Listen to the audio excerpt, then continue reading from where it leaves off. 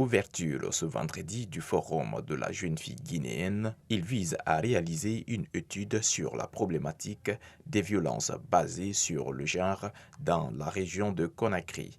Des partenaires nationaux et internationaux ont pris part à l'ouverture de ce grand événement.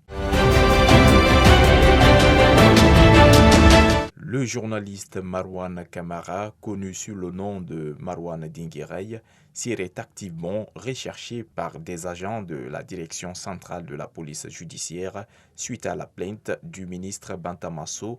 Joint au téléphone par mosaïqueguinée.com, le journaliste a confirmé l'information. Il confie avoir reçu 2 appels d'agents de la DCPJ, dont une dame qui s'est fait passer pour une journaliste d'un site d'information. Marouane Camara précise qu'il n'a toujours pas reçu une convocation en bonne et due forme. Almami Agibou Diallo, ancien détenu dans le dossier de l'attaque de la résidence d'Alpha Condé, et son frère Lamarana Diallo sont portés disparus. Ils ont été arrêtés dans la nuit du 21 septembre 2020 à Kipé. Ce vendredi 5 février, leur père a brisé le silence. L'artiste reggaeman Abdul Jabbar est décédé ce vendredi à l'hôpital sino-guinéen des suites de maladie.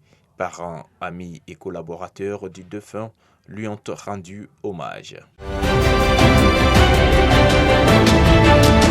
Manifeste pour la refondation du Mali, c'est le titre du document rendu public ce vendredi 5 février par l'imam Mahmoud Dicko. Le leader religieux y dit tout son tourment et sa tristesse infinie devant la situation périlleuse dans laquelle se trouve le pays. Un constat qui le pousse à se positionner en rassembleur et surtout en médiateur.